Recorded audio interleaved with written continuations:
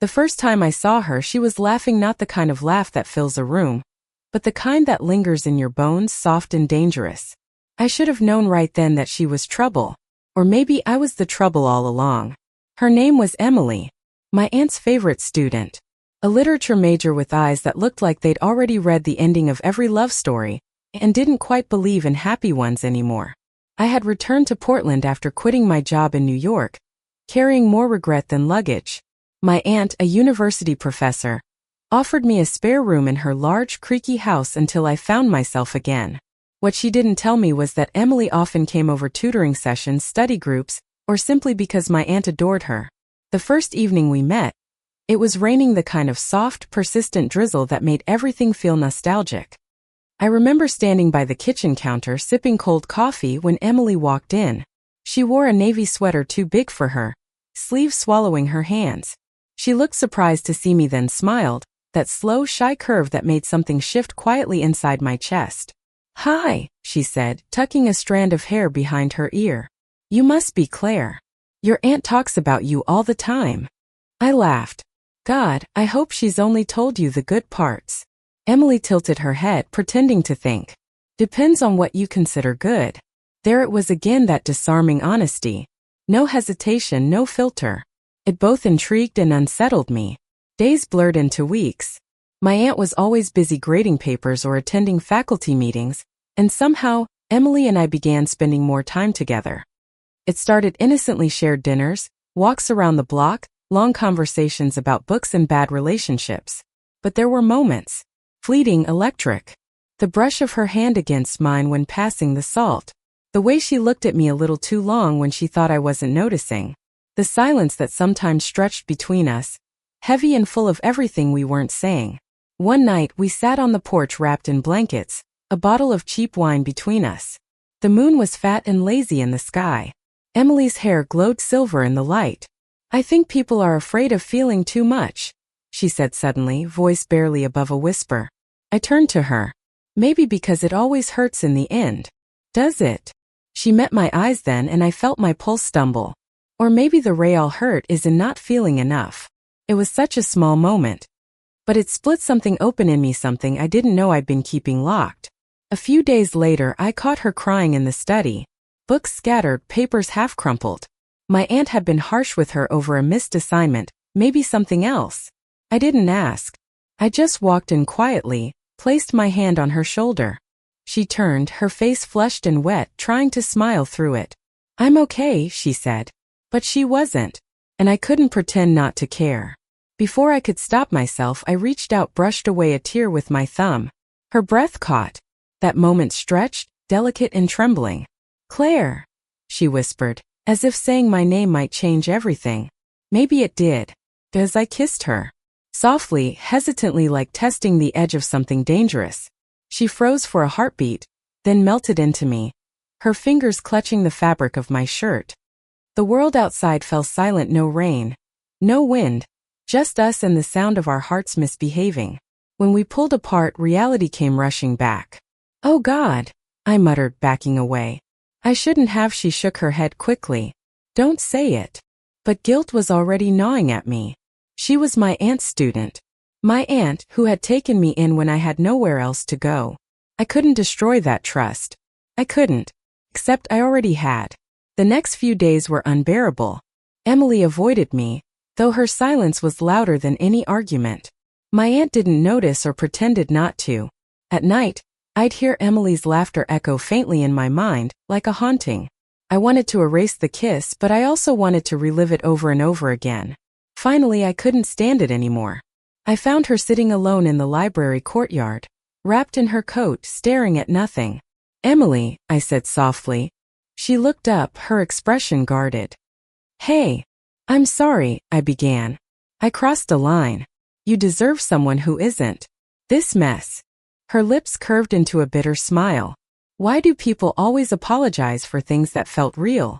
I didn't know what to say. The autumn wind carried the faint scent of rain and fallen leaves. Everything felt too quiet, too fragile. "I'm scared," I admitted finally. "So am I," she said. "But I'm more scared of pretending it didn't happen." She stood, brushed past me, and whispered as she walked away. You can't unfeel something just because it's inconvenient. Her words lingered heavy, undeniable. That night I dreamed of her standing by the window, looking out at the rain, her reflection shimmering against the glass. In my dream I reached for her, and she didn't pull away. When I woke up my chest ached in that quiet, aching way love always hurts before it heals. I didn't know how this would end. I just knew that something inside me had changed, something I couldn't undo, and somehow that terrified me more than anything. The following week felt like living in someone else's skin. I went through the motions: morning coffee, job applications I didn't care about, polite conversations with my aunt, but underneath, everything was raw and humming with Emily. I tried to tell myself it was nothing, a moment of weakness. But then I'd remember her eyes right before I kissed her, wide, trembling, wanting, and I'd realize I was lying to myself. Again.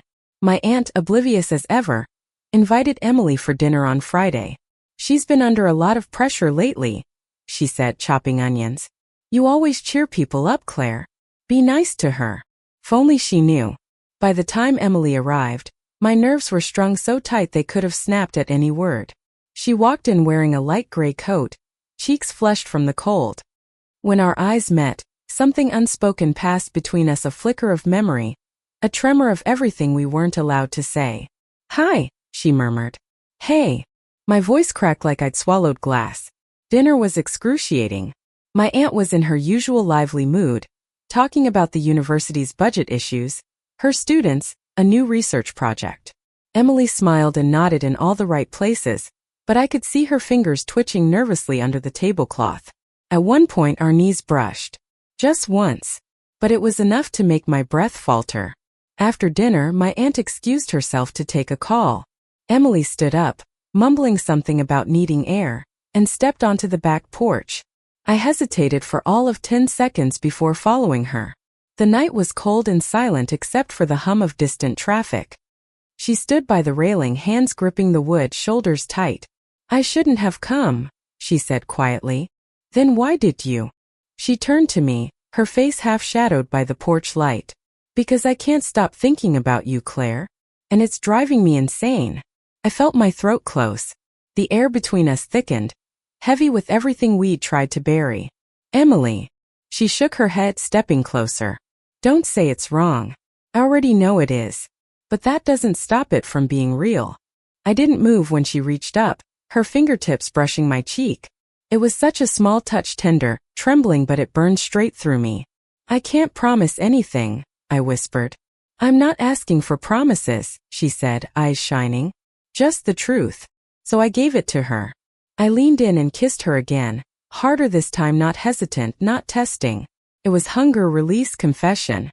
Her breath hitched as she kissed me back, hands tangling in my hair. The porch light flickered above us like even it couldn't bear to witness. When we finally broke apart, both of us were breathing hard. "I should go," she whispered. "Yeah." Neither of us moved.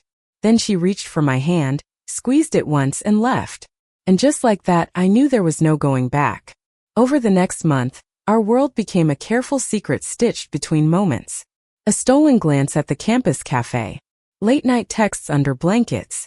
Occasional meetings in the park where we'd sit on opposite sides of the bench until no one was watching. We didn't call it love. Not yet. But it was something close, something dangerous and magnetic. One evening, she came to the house again. My aunt was away at a conference, and the silence felt heavier than usual. We ended up on the couch, a movie playing half forgotten in the background. She was lying against me, her head resting on my shoulder, when she murmured, "Do you ever wish things were simpler?" "All the time," I said. "What would we be if they were?" I turned to look at her. Maybe the same, just less afraid. Her lips curved in a sad smile. "Fear keeps people honest. Or it keeps them lonely," I replied. The movie's flickering light danced across her face. She reached up, brushed her fingers along my jaw, then whispered, "I don't want to be lonely anymore." I didn't think. I just kissed her. The taste of her, the warmth of her hands, the sound of her breathing, it all blurred into something too real to be imagined. The rest of the night melted away, slow and tender, until dawn crept in through the blinds and we lay tangled in sheets, hearts still racing. For a moment it felt like the world had forgiven us. But it never does for long. The first crack came 2 weeks later. My aunt found one of Emily's notebooks on the kitchen counter filled with poetry and journal entries. I was sitting in the living room when she stormed in, her face pale. "Claire, have you read this?" I frowned. "What is it?" "Emily's writing. She left it here by accident." My aunt's voice trembled as she flipped through the pages. "Listen to this." She began reading. Her eyes were storms and I walked straight into them, knowing I'd never make it out the same. She kissed like confession, and I was the sin she didn't want to repent for. My stomach dropped. "She's writing about someone," my aunt said, eyes narrowing. "Someone older. Someone she shouldn't be with." I forced a laugh. "It's poetry, Aunt Carol. She's always been dramatic." But my voice sounded too thin, too practiced. She sighed, closing the notebook. "Maybe you're right. Still, I hope she's careful. She's a good girl.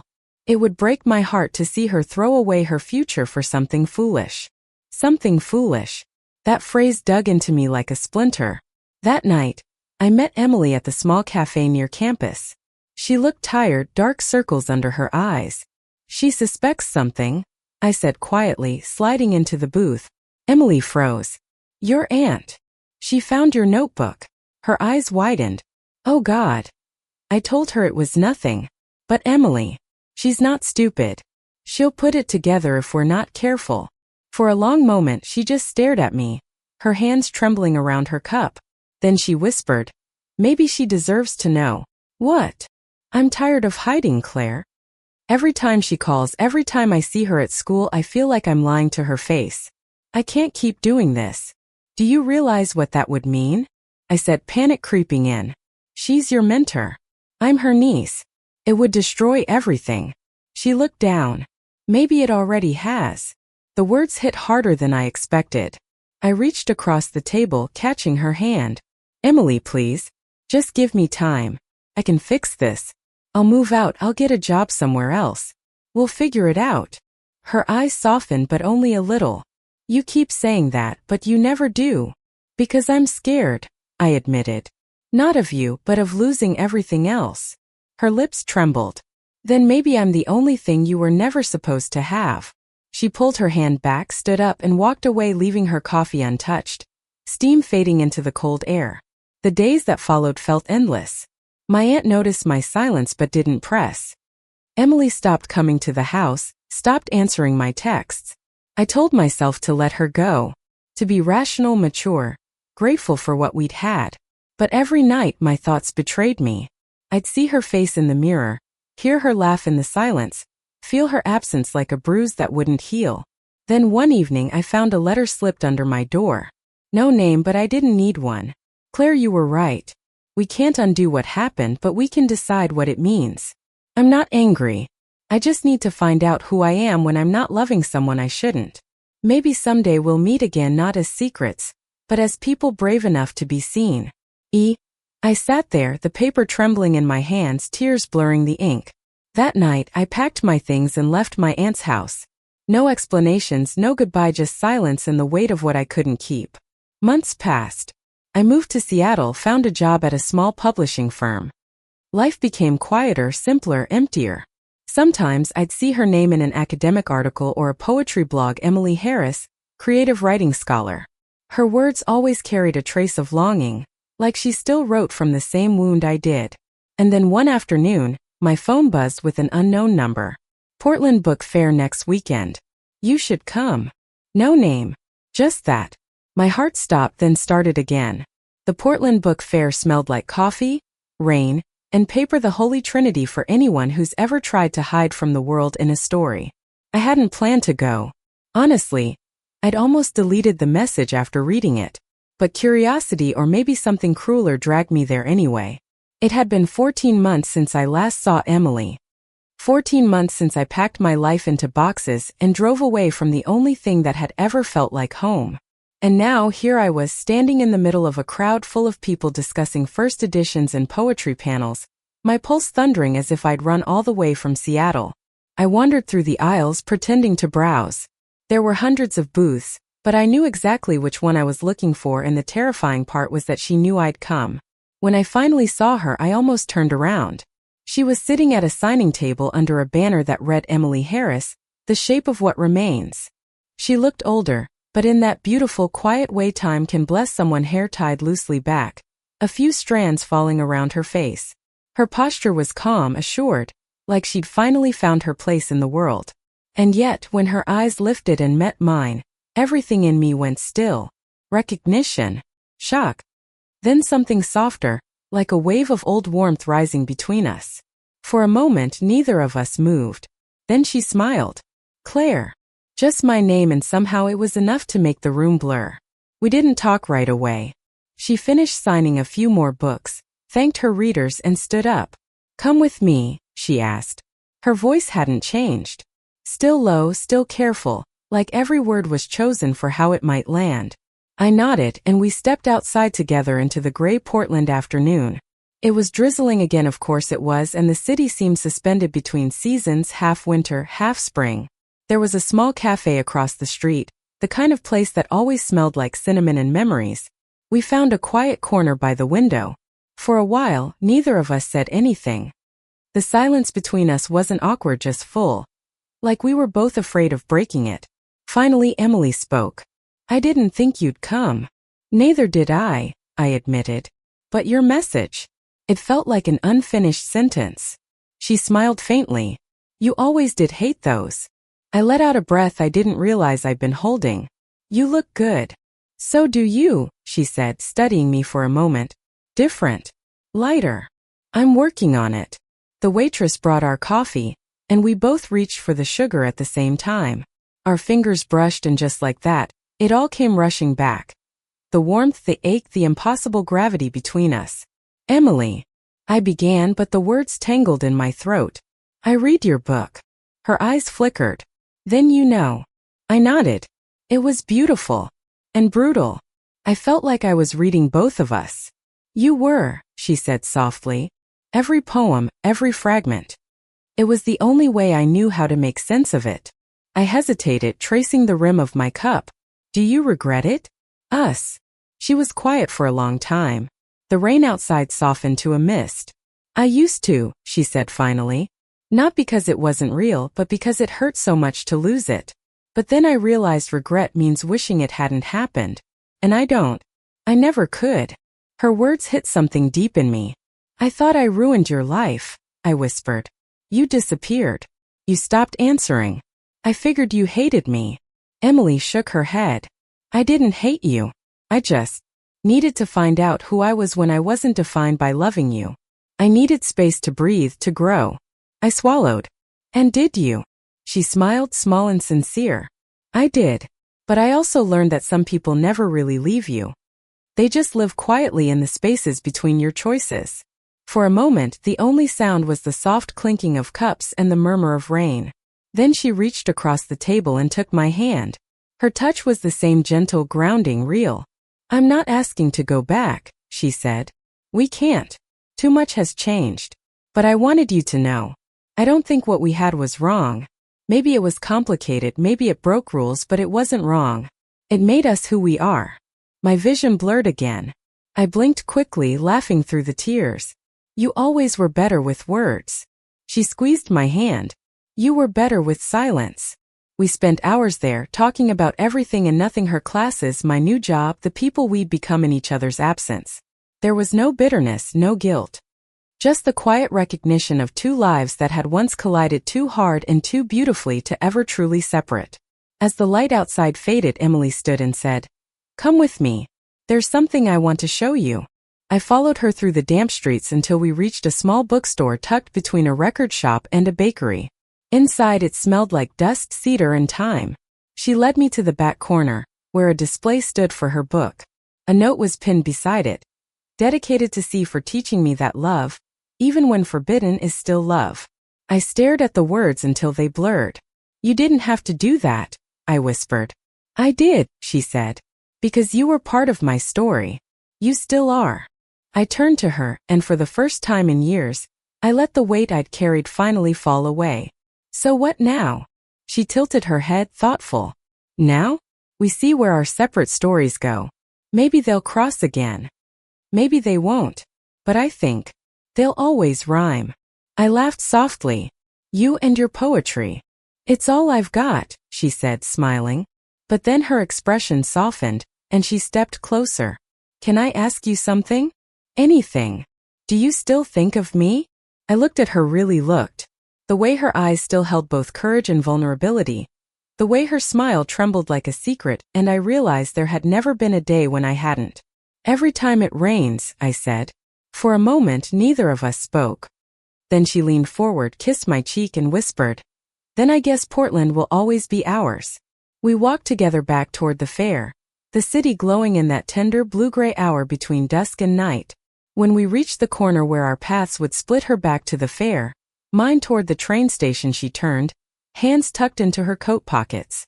You know, she said, smiling a little, you never returned my copy of The Great Gatsby. I laughed. I think I still have it. Keep it, she said. You were always better at unfinished stories. And with that, she walked away, not dramatically, not with tears or promises, just the quiet grace of someone who's finally at peace with how things end. I stood there until the crowd swallowed her.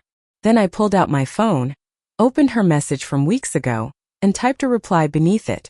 It was never unfinished. Just paused. I hit send. That night on the train back to Seattle, I watched the rain slide down the windows in soft silver lines. The reflection staring back at me looked tired but lighter, like someone who'd stopped holding her breath. For the first time in a long while, I didn't feel haunted by what could have been. Because what we were had mattered. It had changed me. And in some quiet, unspoken way, it would always be part of me. Love doesn't always fit the rules we're given. Sometimes it arrives uninvited, unshaped, inconvenient. But if it's real, it leaves you softer, not harder. And that, I thought, was its own kind of happy ending. Epilogue. A few months later, a small package arrived at my apartment in Seattle. No return address, just my name written in handwriting I'd know anywhere. Inside was a new poetry collection, The Art of Staying. On the title page, she'd written, For Claire, because some stories don't need to end, they just change shape. I smiled, tracing the words with my thumb. Outside, rain tapped gently against the window. And somewhere, maybe back in Portland, I like to think Emily was looking at the same sky, the same soft, endless gray, thinking of me too. Thank you for listening. Like and subscribe to get notifications about next videos.